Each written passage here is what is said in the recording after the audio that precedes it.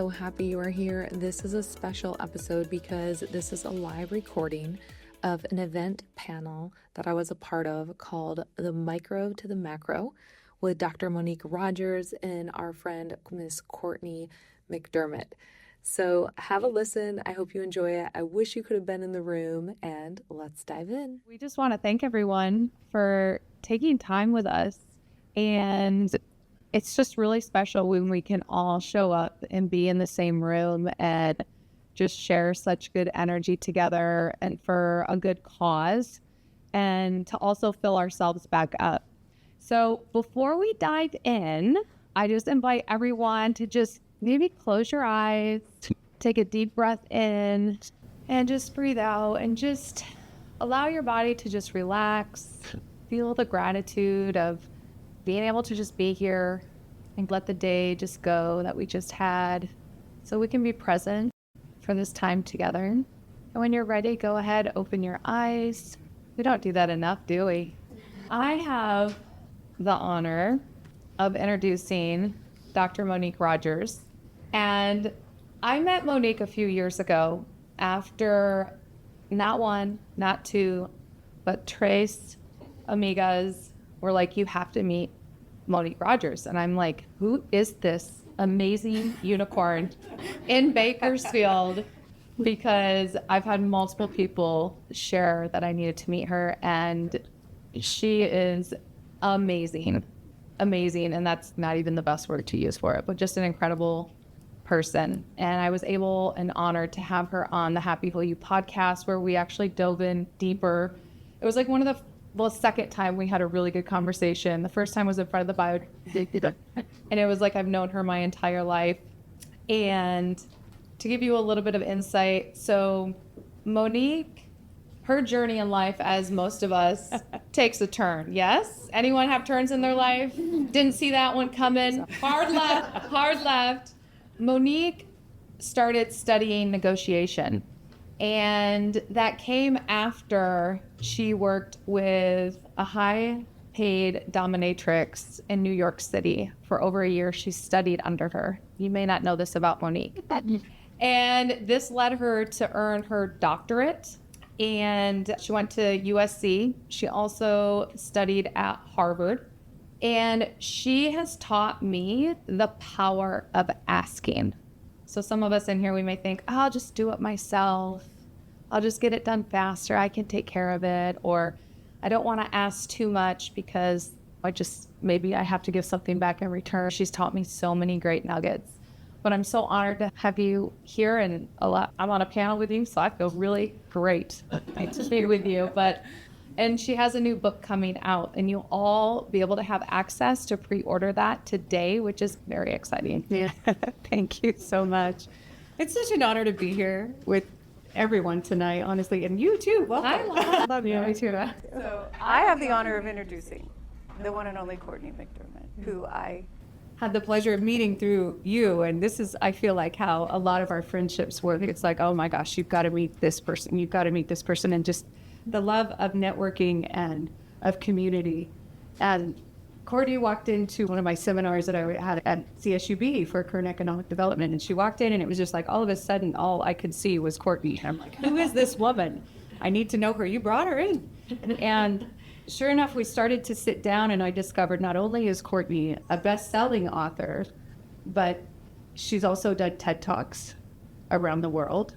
She worked for Vanity Fair magazine, my dream job, writing articles and traveling around the world, the dream job I wish I had when I was in my 20s. She's been written up in Success magazine. She's been written up currently in Forbes, I believe I was told. She has worked with Arnold Schwarzenegger. I've been on the lineup there as well, and worked on Richard Branson's Island, also consulting and leading and inspiring other wonderful leaders. So we're so lucky to have her. And I've never known anyone, I'm staring into her eyes because this is what Courtney does to you. She draws you in, she pulls you in. I call it unsolicited soul surgery. I didn't sign up for this, but all of a sudden my soul is being dissected and redirected and formed and reformed in a way. And we're so lucky to get to know you, to get to spend time with you and learn from you. And I feel like she's one of the most subtle women that I've ever spoken to, because she'll be in the middle of the story and just be like, oh, I was helping with the Obamas. And you're like, what? You need to explain that. When I was working on the team, I'm flying to Belgium this weekend to work with this. What? So we're so lucky to have you and to be able to read your book, hear from you on that, and also anticipate your third book, which is probably going to be coming out around Christmas. So, yeah. Thank you. Oh my gosh. I feel a little bit like that was the game of telephone, where some of that was totally accurate. That was this massive embellishment on my life and career. But thank you. I'll clarify that later if whoever's wondering. These are the friends we need that just hype up. Yes, exactly. She just added all these wonderful things. Okay, yeah, I'll take that. And this one here, so many missing pieces, but you just got your JD as well. So this one just went back from doctorate. Yeah, master's in biology. That's a great, thank you. And this one over here, my goodness. So I met Anna Marie when I came on your podcast. Yes, it was. It must have been 9, 10. Yeah, it was over a year ago. Dang it. See, I have a very bizarre relationship with time. Anyone who knows me knows I'm in multiple vortices. I'm in and out of different planes. But yeah, we met on your podcast, and I'm like, who is this woman? Super, super intrigued. And then we met. We were both speaking at an event in Phoenix, Arizona, and it was just a love fest from there on out. And then I came to Bakersfield. I moved to the U.S. about 1.5 years ago. I lived in Italy for 23 years and in France before that, England before that. She also speaks 4 languages too. So when I came and I met you, I was just like, whoa, everything, the list of credentials and also the things you've been able to do, really, she decides it and it's done. So if everything from, started with the podcast host, and I'm like, wow, she's an amazing author as well. She consults to companies. She goes in and just with this laser focus on wellness and mindset, really helps people remap where they're at, which is we have a mutual passion for these kinds of things. Not to mention the fact on the side, she just flips houses. Oh, I'm just going to flip this house. It decorates in the most fantastic way.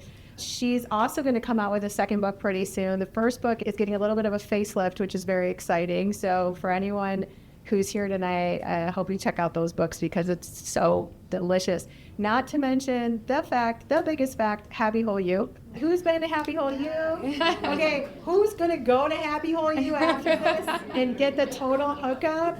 It has been such a massive saving grace for me, traveling all over and just going. I go to this center. It completely recharges me. Time I go in, everything from the staff to this woman right here who actually does some one-on-one still. I'm like, do you still have availability for one-on-one? It's going to be gone pretty soon. So get in there. Happy Hole U is really remarkable. And Maria, it has been an honor. Monique, it is an honor.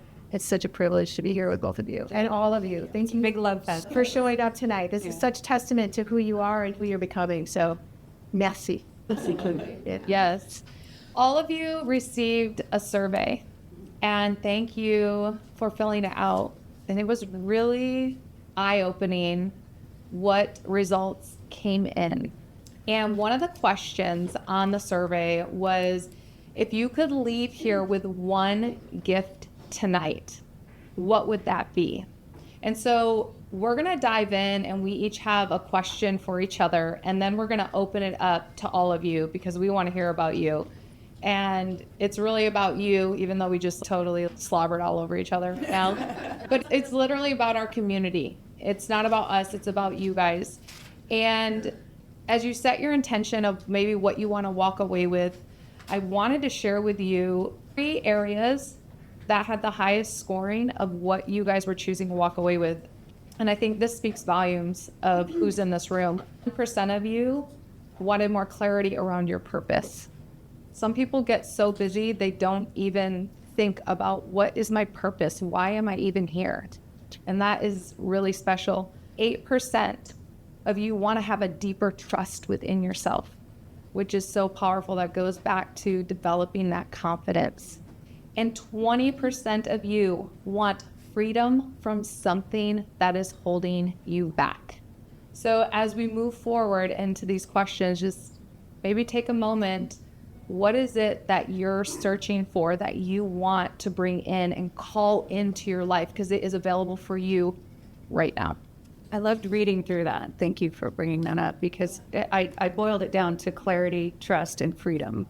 And I feel like that's something as women that we all look at. And if we've gone through that dark night or we've taken that hard left, that's the first thing that gets rattled, right? I'm unclear. I don't trust my decisions because of what happened. And also, how do I get free from this? And I was listening to Courtney's book, which I highly recommend. Listening to you on audio is very different than reading your book. I've read it and I've listened to it. And you described in your book, and I want to bring this up in particular, it was the collapse of the ego.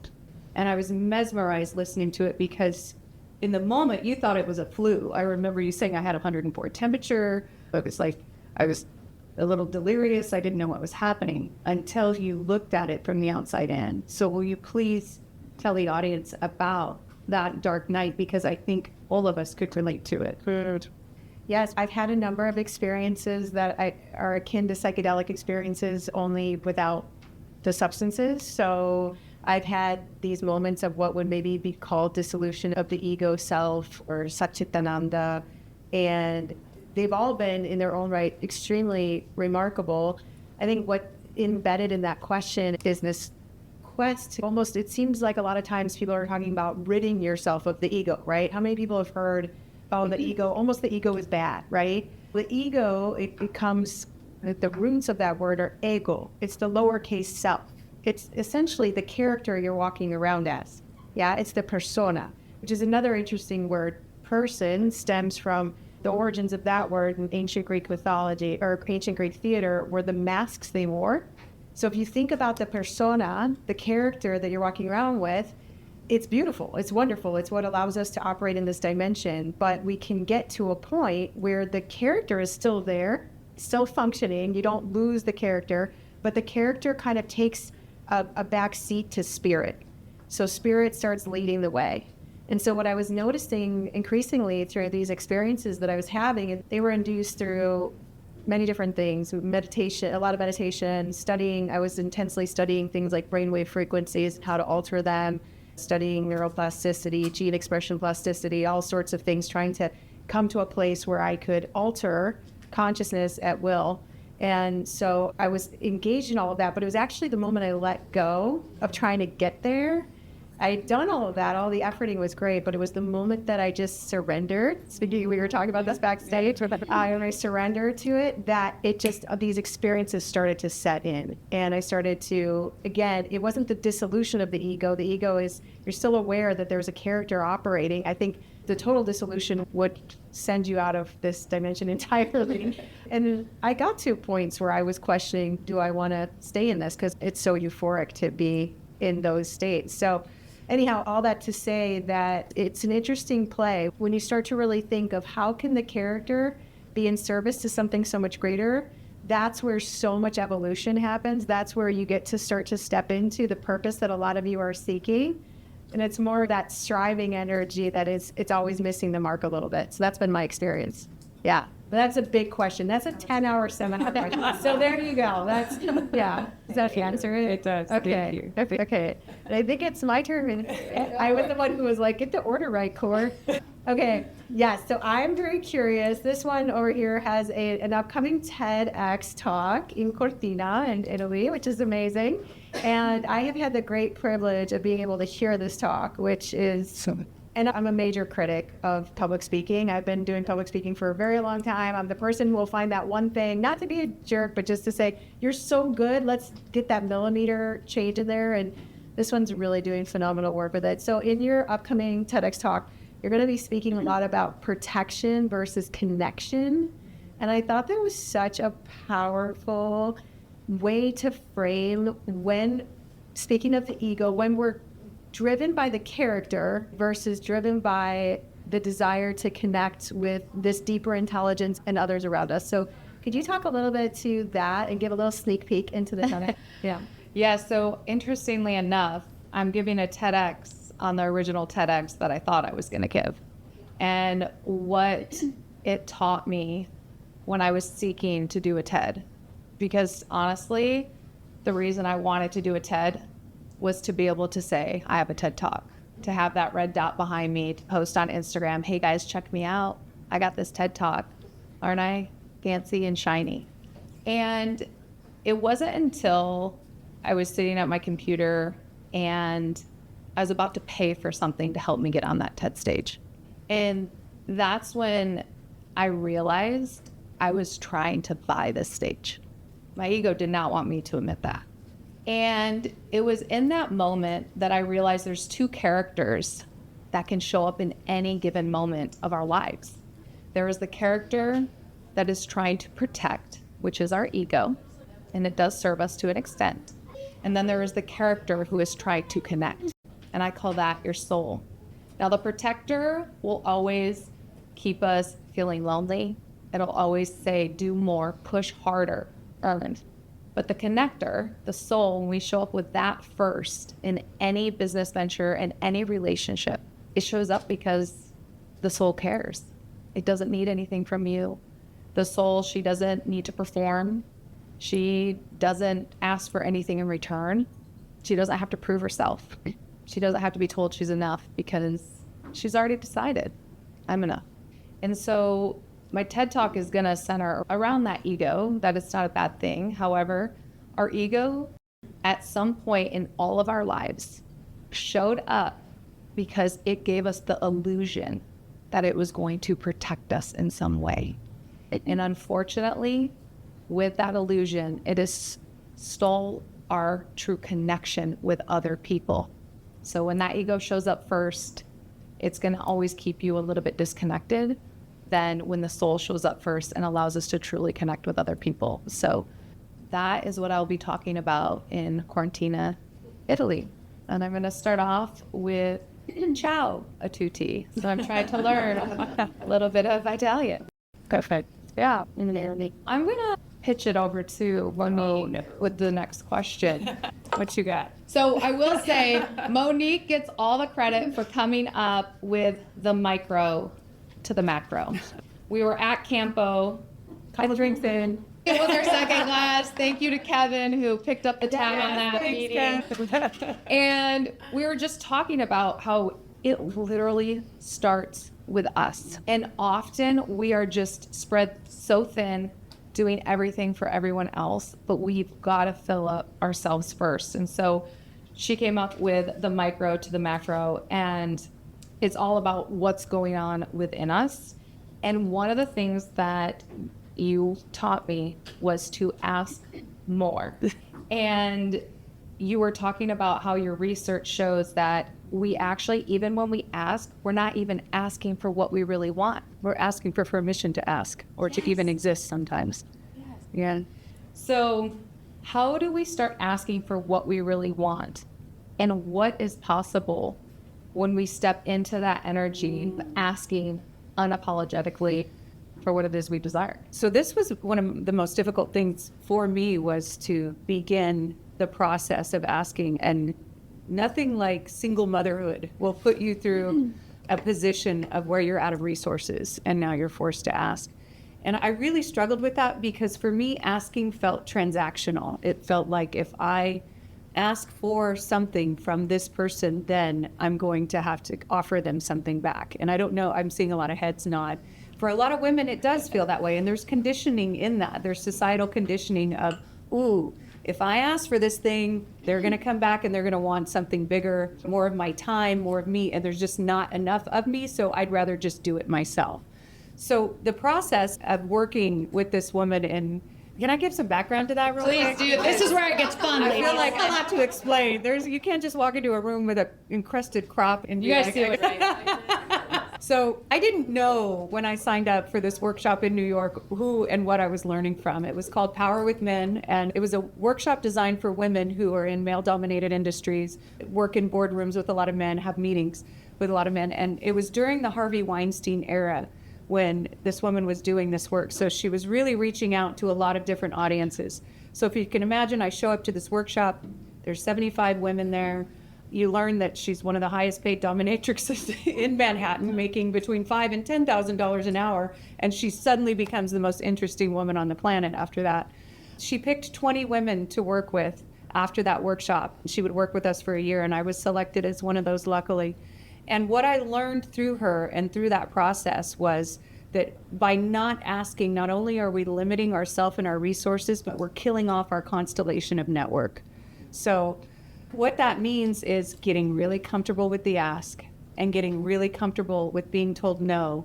And so there were actual physical exercises that we had to go through with asking, where we were on our knees, basically in front of someone, begging them, crying, getting angry, being ashamed of ourselves, going through all of the emotions that it took, being scared to ask, only to get to the other side when I realized it's really not that bad. I didn't die. I wasn't embarrassed at the end. Actually, the person that I was asking things from was happy to give. So it was a learning process, not in asking, but in the ability to receive for me, because it felt transactional, right? Being able to receive unabashedly, being able to just receive and give back a thank you, and giving someone the joy of giving is what I learned from that process. And how often, just to flip this in your brain a little bit, how often are we denying the ability for somebody to give us something by saying no or by not asking at all, when the joy of giving is really a human factor? It's something that we're designed to do, live in community and give to each other and take care of each other. So when I flipped in my brain that, by not asking for what I want, by not acknowledging my desires, by not, and I want to go back to desires for a minute, because my teacher told me, and you can write this down, a desire ignored is a demon born. So for everything we're not asking, for everything we're ignoring, and we do not get to choose our desires, okay? They bubble up, it is what it is, it's gonna keep coming up, and the more you ignore it, the more it comes back to haunt you. So by denying our own desires, we're creating our own internal chaos. So a desire ignored is a demon born. By not asking, I'm creating my own chaos. I'm not giving someone the opportunity of offering and giving their gift to me that they would like to. And that was a switch I had to flip in my own brain, is who am I hurting by not asking for what I need? Because when people ask us, what do we usually do? Somersault. Especially when it's one of our gifts, right? Especially when it's something that we love, whether it's cooking, whether it's teaching, whether it's, I'm even going to go there, whether it's sex. Let's talk about that in the room, right? And they're asking and we're receiving. It can be a really beautiful exchange of energy. Yeah. So I hope that answered your question. Yeah. I can get lost whenever she talks. I'm like, so good. Yeah. Do you want to go? I have a question for you. For me? Yeah. Okay. All right. Okay. We really don't know what we're doing. I know, because when I was on your podcast, I had this epiphany, and I had finally said something out loud that I felt so often, but I was afraid to say it. And there's some people in this room. I know I see Lou in the back. She was there during that podcast and has been with me through a lot too, by the way. And Lou was one that said, I need to meet you. Oh, she was the one? I wrote down Lou, Sue Watson, and Sebby Willingham. They were the three that, yeah. That's the power of female connection right Yeah. there. So when we were on that chat, that podcast, I said it was through the process of going through what I had to go through, that dark night of the soul, that ego check, that I learned the difference between being alone and being lonely. Because I had truly never been as lonely as I was when I was in my marriage at that time. I was a very lonely person. And I had to learn the difference, because I think a lot of women get trapped in that I can't be alone, so I'm going to stay, or I can't be alone, so I might as well just accept whatever this is. And it was when I chose not to accept it anymore that I learned the value of my own presence. But it took a community of women to put me back together. It truly did. And I find that I've traveled all over the world, done a lot of yoga, met a lot of amazing women. But in this community, there is nothing more powerful than what you have at Happy Whole You, which is a place to go to really put these things back together and find solace and be able to hear your own voice. And so I want you to talk about what happens there, because it's like a magical place that you can go, and there are just people that take care of you, especially if you come into a place where you need a friend and you need a community. Yeah.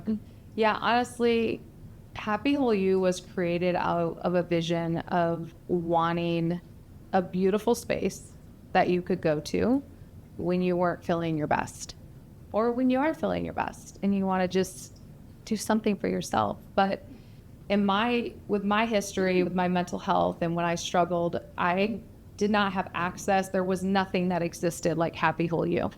It was go to a psychiatrist, get put on medication, or get institutionalized. Those were my options 20 years ago.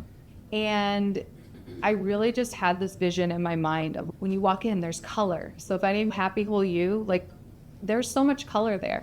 Like, it's on purpose.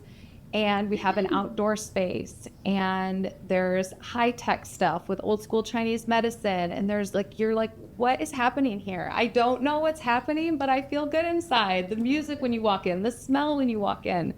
And we deserve beautiful places like this. And we deserve to have practitioners and people that are not conforming to the norm. Because that's what happens, is we conform. And the moment we start conforming is the moment we get sick. If you're not living in your true authentic purpose and who you are meant to be and how you are supposed to show up in this world, your body is going to speak to you, and it'll get louder and louder until you listen to it and follow your calling. And we forget that. So in a world where so many of us are conforming, Happy Whole You is a place where you can come to heal. You can be seen. You will be heard. We will spend time with you. We will be your biggest cheerleader. Whatever it is that your heart desires, we want you to be happy. We want you to be whole, and we want you to be exactly who you are. And that's just was created out of the need, because I did not have that. Nobody needs to spend a decade of their life being medicated, not wanting to get out of bed, not wanting to show up to work, struggling to take care of your kids when they're babies. Nobody deserves to do that alone. And so that was literally the desire behind creating this space. And one of the things that I think wellness can be overused, right? Oh, it's a wellness and aesthetics place, or it's a wellness in this place, it's a wellness in that. Being well is going to your foundations of health, using what God has given us on this earth to restore our mind, our body, and our soul. It is not just a physical thing.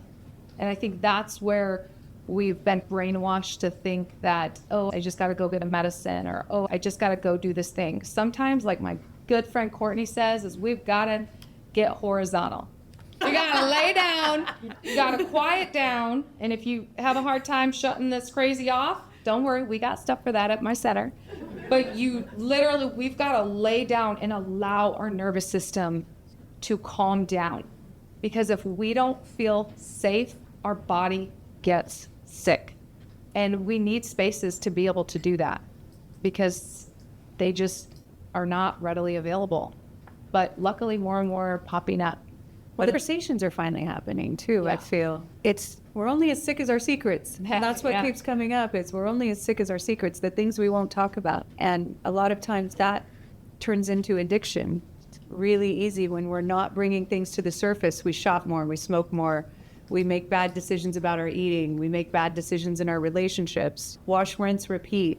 Somebody once told me some people live 80 to 90 years, and some people live the same year 80 to 90 times with different haircuts and houses and cars and shoes. What do you want to do differently? What do you want to shift now so that you're not living that same year? Yeah. I love it. Thank you for asking me that question. You're welcome. I have a question for Courtney. Okay. So I was in Santa Barbara hearing, and Courtney was speaking at this event, and I literally was like, wait, you're speaking in Santa Barbara?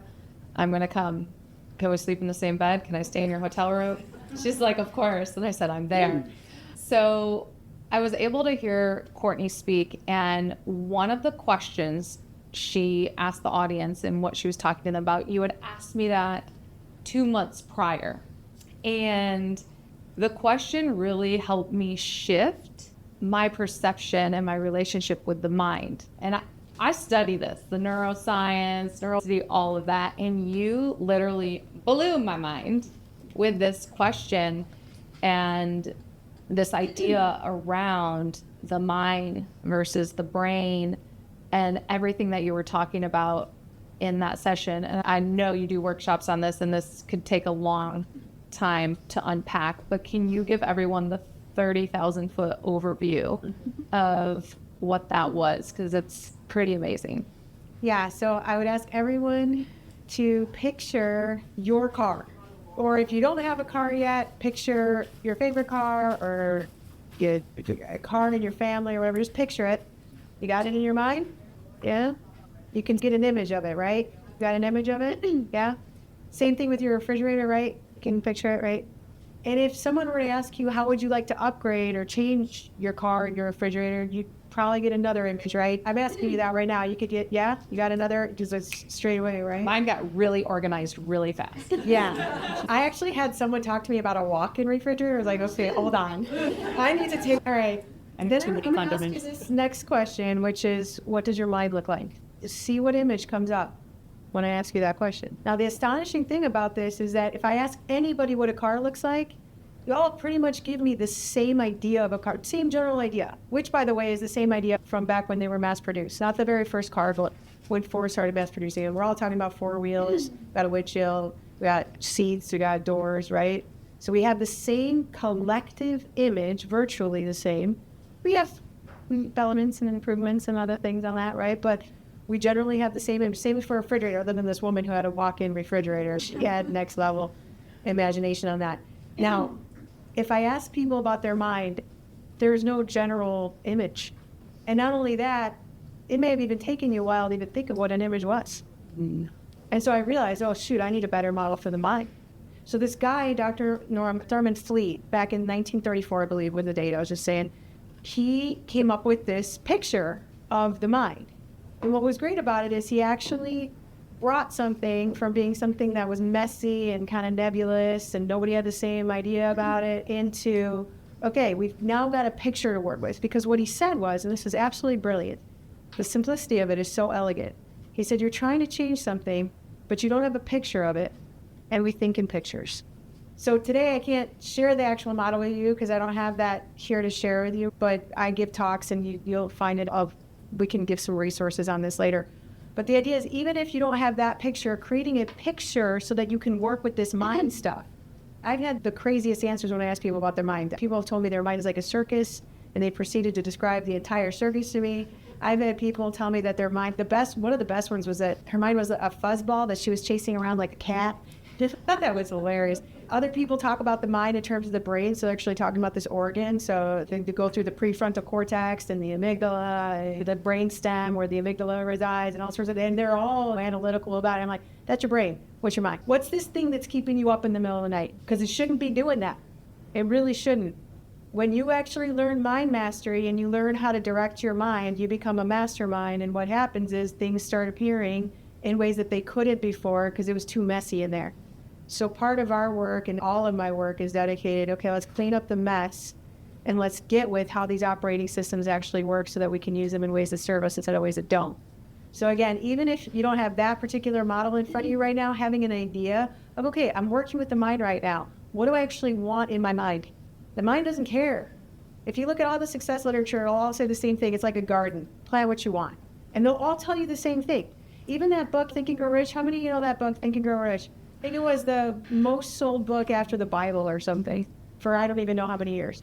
But there are two words implicit in that title, and if you don't know what those words are, you can't get rich off that book. And those two words are learn to think. Most people say they think. There was a superintendent of a school once. He said 2% of the world actually thinks, 3% think they think, and 95% would rather die than think. It's that arduous to actually learn how to redirect, especially when you've been in a process of not directing the mind, and the mind has been, there's that saying, the mind is a terrible master but a marvelous servant, right? So you bring it back into that, again, if we go back even into the ego question, you bring it back into, wait, I got the order wrong. I just had the order backward. And you start learning some of those basic mind mechanics. A lot of that's in the second book, actually, and my first book.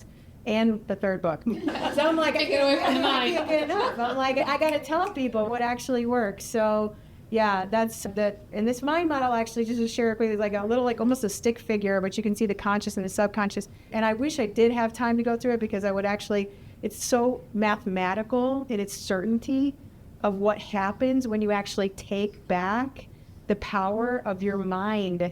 These are mental faculties that we all have available to us. And if you don't know how to use them, you're misusing them. It's not your fault. Nobody taught you about those operating systems. That's why I do the work I do, because I'm like, this isn't in our educational system. And that is I don't even know what to call that, because we should be learning about how the mind and the body and the brain function. So, yeah, that's nutshell version. Yeah. These are our conversations, though. With a glass of wine. If you're sleeping, yeah, Yeah, okay. Oh my goodness. All right, great. It's my turn. Oh, I am entirely, I want to know. It's like playing trivia. So, Can I phone a friend? Oh, yeah, exactly. It's like that telephone game. I think I just also moved my mic. Let's see what happens. So I'm fascinated by this new book that you're coming out with and the dynamics of negotiation. In particular, I've noticed so many things that are almost taboo. We know they're going on, but nobody really talks about them. And you said the sexualization as a power dynamic. Yes. I actually wrote that down because I loved it so much in the boardroom. And then you also talked about how easy it is for us to lose agency and because of some of these dynamics. So especially, and I'm so grateful that we have some wonderful men in the room. We have a lot of women, and I think a lot of us have been in this position. I know when I was working in corporate America, there were so many times. I had one time my boss come behind and just start rubbing my shoulders while I was doing my work. And you're like, you have no idea what to do. You freeze. And then that goes into the whole, we talked about that, fly, fight, or freeze.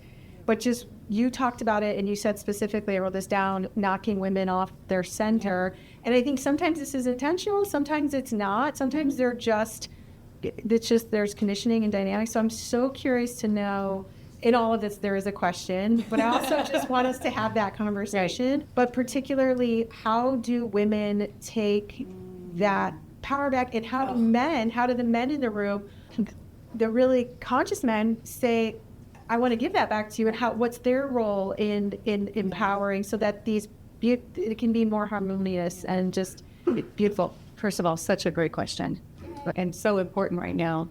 And the acknowledgement of the men that are in the room. And so, can you raise your hand right now?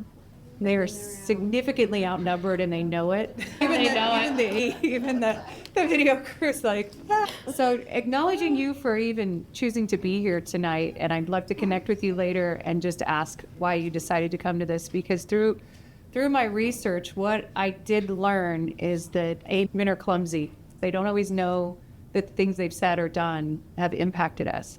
But knowing that, and knowing that the men in this room are fairly safe, I know quite a few of them, I would like to ask the women, raise your hand if you've ever felt like you lost your agency in a conversation or a room or an interaction with a man.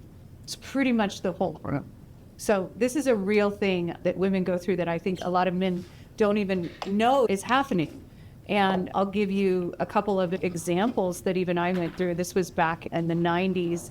And I was working with GoBeam, which was voice over IP. My background is technology, obviously, but more than that. And I'm standing with some corporate executives who are making the decision on whether we're going to carry their product or not. It was a meet and greet breakfast. And one of the executives turns to me and hands me his plate. I'm one of the decision makers, whether we're going to take on his product or not. And he hands me his plate. And in the moment, I took the plate. And then 2 hours later, I was like, why did you take the plate? Why didn't you tell him to take his own plate? And there's that moment of retraction, right, where we start to self-beat. So that happens. Other instances, when you're at a dinner, when you're at a social engagement, and a man makes a pass at you, right? How often do we go internal, confuse that for, oh, what did I say? What did I wear? What signal did I give? We go internal instead of external.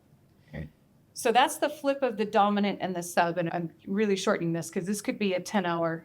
I'll bring the props, put you through the exercise of how to deal with this. The basic thing to regain your agency in moments like that is to ask them a question. It goes back to the asking practice, and it can be anything from, where did you get that shirt? Where did you get your shoes? Who cuts your hair? It's a flip of the energy. You go from dominant to submissive. This is the power play in that. And it's that easy. I know it sounds easy, but in the moment when we lose our agency and we lose our footing, it's really difficult to do. So that's why it's important to practice with each other. And when we feel that loss of agency, you practice, where do you get your eyelashes done? Oh. You know? So practicing with your friends is really important. There was a whole day that I spent with this dominatrix where she actually brought men in for us to work with. And all we did was ask them questions. We could ask them for anything. Will you clean my pool? Will you wash my hair? Will you wash my car? Will you do my taxes? And the only thing they could say was no to us. So the only thing, his name was Mike, that I worked with, Mike would say, no, Monique, I will not do your taxes. That's all he could say. And I could ask him in 1,000 ways. This exercise. I could ask him angrily. I could ask him crying. I could ask him. I could put my hands on him. He couldn't put his hands on me. I could put my hands on him. Was he cute? Ironically enough, Mike, so Mike had his own issues that he was working with where he couldn't tell women no. So she was also working with men who could not say no to women. Mike had given away his fortune. He'd given away his house. He'd given away his car. He'd lost everything in the process of dating and redating women. So his job, his work with me was just to tell me no to everything I asked. Yeah. So it was twofold, right? Did he cry? Did he have an emotional release? I'm sorry. I apologize in advance. This is our next summer. He was really kind. At the end, she asked him, did you struggle telling Monique no? And he said, I did. It was really difficult for me to say no because the things I was asking for were not big things. It was like clean my pool, watch my dog, wash my hair. And he said these were things I would have loved to have done. And so it was then, too, that I realized the power of giving, right? Like when you deny asking someone, you're also denying them the joy of giving to you. And it was a really interesting interaction. But to get back to your point, the easiest thing to flip the switch when you lose your agency is ask a question. Look them directly in the eye. Where do you get your hair cut? It flips the dynamic. So then do you build up to more difficult questions? For instance, why did you pass me that plate? Okay. But it gives you that moment of agency when you're knocked off your center, when you're like, what's going on? And you're going internal. Is it because of what I'm wearing? Did I do something? Did I say something? Did I maintain eye contact too long? Because as women, both physically and emotionally, we're designed internal. Even our reproductive organs are internal organs. They're not external. They're the same. So we are designed to explore ourselves internally when we experience trauma. Not only that, we are conditioned from a very young age. Women are, I'm going to say this one time so I get it right. Men are judged by what they do, what their job is, what kind of car they drive, how well they kick a ball. Okay, and I'm generalizing, not all men. Women are judged by how they're being. Look at Mary being pretty. Look at Mary being good. From a very early age, young girls are conditioned that way. Where boys are judged by look how well Billy kicks that ball. Look how well Billy drives that car. Look how well Billy plays that sport, whatever that is. And so we don't even realize when we're young that conditioning is occurring. We are always going internal. Am I being good? Am I doing the right thing? Am I not being too much? Or am I being too much? Ooh, let me be a little less. Am I being too aggressive? How many of us in this room as women, when we get into a heated discussion or conflict, we know we're towing that line, right? I'm already there. I already know what you're going to say. Whereas the men in this room, during conflict, do you ever think, ooh, I need to draw back a little bit? They're all nice. Yeah. Do you have a fear of being too aggressive? You do. Women in the room. Very mindful. What is our fear of being called if we're too aggressive? A bitch. Like all that. That was unanimous. Men in the room, that was unanimous. Okay? And that's something we carry with us is, ooh, if I ask too much, I'm going to be a bitch. If I get too aggressive, I'm going to be a bitch. If I do this too much, they're going to pull the offer. Yeah. Men, do you fear being called a bitch? Oh my God. It's true, though. These are things that are always in the room with us. And I call it the tightrope. Women walk a consistent tightrope. Enough, not too much. Ask just enough, but not too much. Be loud enough, but not too loud, right? It's a tightrope that we walk. Yeah. Good. Okay. All right. We've been talking for a while. Yeah. Okay. How are we on time? It's 7:24. So we wanted to open up for some questions that you may have for any of us or all of us, and you can ask anything. Maybe it's something about, I feel this block going on in my life, or whatever, I have a hard time speaking up about this specific thing. You can get as specific or not as you want. Jackie. I want to go to what Monique just said. Ooh. Oh, There's the mic. Do you want to ask it again Oh, so that everyone the- can hear it? The tightrope that we walk, do we stay on that rope, or do we get off it and be the bitch, or be the nice? What do we do? That's a good question. And this is something that I looked at in my research, and I started to look for training. Okay, do I just go ahead and let them have it? Just like just go there. And what I discovered in negotiation, the majority of training I found was taught by men. So how are we as women going to learn to negotiate if we're negotiating like men? Basically, they're going to teach us to be more aggressive, which then puts us back in that tightrope position. So part of what my framework created in the hidden negotiation is understanding the power in the room first. What am I dealing with? What is the animal that I'm dealing with? And for a moment, and not, I'm going to say this, I have to say it quickly. When you approach a dog for the first time, how do you approach it? Gentle, right? You don't just rush it. It's an animal. It's a primal animal. That's how you approach a negotiation as well.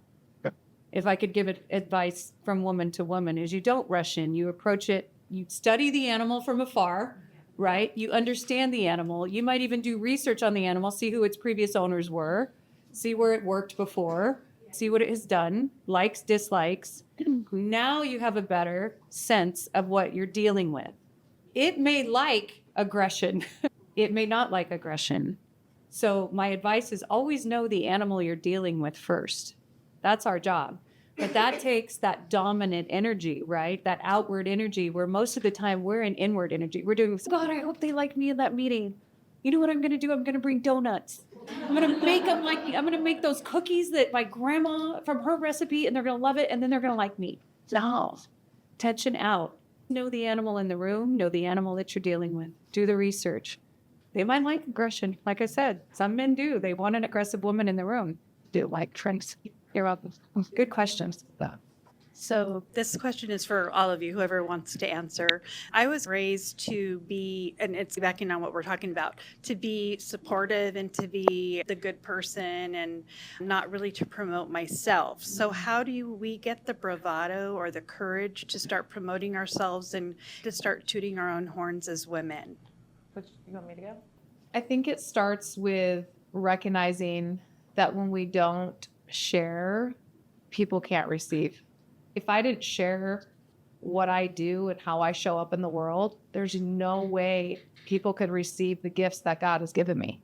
It's my job to share my capabilities, my capacity, what I truly do. Because if we hold back who we are and we conform to exactly the persona that you just shared, then we are literally taking from others. And it's also a form of a sense of self-abandonment. When we don't share who we truly are fully and completely, we're abandoning ourselves. We're telling ourselves, hey, don't shine too bright. Don't be too shiny. Don't be too fancy. Don't be too impressive. And so I think it's just a matter of us stepping into our power as this is a part of who I am and how I show up and contribute to the world. And nobody is going to show up and promote us like we're going to do it, unless you get women like this. I mean, More than I would ever do that for myself. And it's such a beautiful testament to the truth of who you are. When you pull out the truth of who you are, you share those gifts with other people, you will find more and more community and create more and more community where go, sister. Yes. And when you stop, we can hide also behind that as well. If you get horizontal and breathe about it, you've maybe been told to behave a certain way, but then ask yourself, why am I conforming to that? Why am I holding back? Because often when I work with women one-on-one, they're scared of success. And maybe scared is not the right word, but the vulnerability of showing up and putting yourself out there, because there's an opportunity for anyone to reject us or say whatever, and whatever we can make it mean what we want. But there's also a vulnerability piece. So there's a few things. One, share your gifts. That's our job. God gave them to us. Don't be holding back in here, anyone. Also, don't self-abandon. And then also it helps really attract the people too that want our gifts and that want to be around us. And then make sure you're not hiding from something that's bigger that you're meant to do. Think with that. Have you ever eaten dessert with other women? Do you still that thing that we do where it's like creme brulee, please, and you do that, and you get down to the last little, and you're like, well, I couldn't possibly eat the damn dessert. You know what I mean? Do you know what I mean? There's a level of just self-appreciation and self-gratitude, and it begins with awareness. Though you ask the question right there, so you already know. Ooh, I do this thing, and whatever that, and that happens all the time with me. Oh, I'm doing that thing. God, I'm so adorable when I try to make myself so small. Look at that little thing I'm doing again. God, little Monique, you're so cute. Now get out there and do something big. Do you know what I mean? It's okay to find the awareness. And what I'm trying to do is take the shame off of it, because we do that and we're conditioned to do that. And the world wants us to do that. The first thing I always write down is, here are the things that I'm really good at when I start to feel that way. Here are the gifts that come naturally. Here's the value that those bring. And then that starts to help me build my worth, my sense of self-worth, and now my self-confidence comes in. And I'm like, okay, things are good. They're not that bad. It's not that.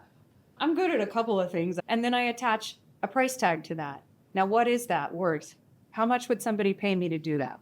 And now what can I do to get that out into the world? And this is really part of it, because I was doing that alone. And then I met these two, and they're like, oh, you're going to be on my podcast. Oh, we're going to do a talk. And you know what? Little Monique still showed up and was like, ooh, I don't know. I don't know if they're going to like me. So that little person still lives with me, and I talk to her all the time. I just find her adorable. So name her, oh God, little Monique, look at you in there, being small again. Get out there, girl. Be your biggest cheerleader and find others to plug into, for sure. Great question. Amy. You don't really want my mom voice. My children don't want my mom voice. I'm wondering if you can speak a little bit about competitiveness, because one of the things that I found in my professional career here in the community is that I can work with men. I worked with Kevin, sorry, Kevin, but who I find difficulty and why I have left a lot of times the job is because of women. We are competitive with each other in a way that doesn't need to happen. And it's something I've really struggled with in the 30 plus years that I've been doing it here in this community. And so I just wondered if you could speak a little bit about women's competitiveness in particular. I think this is something that hurts my soul at the very molecular level of my existence, is when we look at each other and get into competitive mode. And it hurts me, especially in business, when I see a woman pull up the ladder behind her, because we all work so hard to get there. And then you have another layer of just the infidelity that I experienced, right, in my own relationships, where it's like, wow, another woman would do that. They would do that. So that's hurtful. I think for me, it's choosing, I'm going to use that word forgiveness in a way, but it always kind of tastes bad in my mouth, because I look at forgiveness of the women who have hurt me. I'm rearranging the deck chairs. I'm like, you're back here now because you've shown me who you are as a woman. And now, I can't help you. I can't promote you in the same way. I can't love you in the same way. I can't lift you in the same way. And I think if more women looked at it like that, what are you losing by competing versus what are you gaining by collaborating? Because now I don't get to love you. I do. Look at these women. Look at all of you that have shown up today. Why would we ever want to compete when there's so much room for us and we're so much stronger in collaboration because our gifts are so different? And yeah, one of the things I would say too is this is error thought, right? It's in the collective conscious. So it's really the decision. Again, the micro to the macro. It starts on the individual level. It starts with saying, I am not going to follow that route. regardless of whether that's common, what's going on around me, the fact that I've been hurt, is that I'm going to set a new route. I recall when I was working in corporate, there was a lot of that. There was a lot of this going on, a lot of those kinds of dynamics. And years later, I was in London. I was at an event in London, and one of the women she wasn't on the executive team. I was on the executive team, but she was in upper management. And she came to me and she said, you had a reputation at the company? And I said, oh, really? I said, that's great. I said, what was my reputation? And she said, you were the only one who never talked poorly about anyone else. And everyone knew that. And I just knew that I was choosing all the time to not engage in certain behaviors. And I was choosing to have a different mindset, a different heart set. And then years later, that came back as a reflection of, wow. And she said, and it changed. It changed a lot of people. And I've noticed that lots of times people will tell me, they'll ask me, what do I do about my kids? Or they'll say, I want to meet someone who's like this or that and whatever. And I'll say, is that how you're showing up? Like, you're telling your kids to do that thing. Is that how you're showing up? And lots of times it'll just be a little bit of a blank stare. But here's the thing, you don't teach anyone anything. You either are it or you're not. So it always comes back again, micro to the macro. That's how you affect change. That's how you can change everything around you and everything that around. Yeah. I love that. We're so conditioned in this culture too to live in competition over collaboration that there's not enough to go around, and there's plenty. I was an athlete. I was a D1 athlete, and I thought since I was a young age, for the only way I win is for someone else to lose. I just saw you playing pickleball. That's still like it lives there. But you're going down. Yeah. But it is that competition over collaboration that I think, for me at least, that's what I was taught. That's what I was shown, because for me to get worth when I was younger and get attention was to be the best. And if I wasn't the best, then I didn't get the attention, the love, the affection. That doesn't serve well in adulthood. That's why in my early 20s, I was so jealous of so many people. And if someone was winning, I was like, oh my gosh, I need to do better than them. I hope they fail. I would think these thoughts, which is wild who I am today. But I think that little bit lives in some of us. And it's until we release that character, that protector, that idea that's real, that we can actually step in and truly lead with our soul and truly start connecting with other people. Because there will be forever women that want to compete, and we don't have to get on the court with them. We don't have to play the game. Rearrange the chairs. Yeah, it's really that simple. And if you would have told me that 10 years ago, I'd have been like, yeah, that's good to say in theory, but it literally is. I don't have to participate. I don't have to play. It's just, we can choose that. So again, I think it definitely starts with us, for sure. How are we in time? One more question. There's a glare. I think we'll give 4 more minutes. So one more question. Oh, it's for Lou. Oh boy, this could take a minute. No, it's not. Hi, I'm Lou, guys. I'm so happy to be here. I have a question. I want to pause and introduce you for a second, because you are such a wonderful connector in our community, and you want to talk about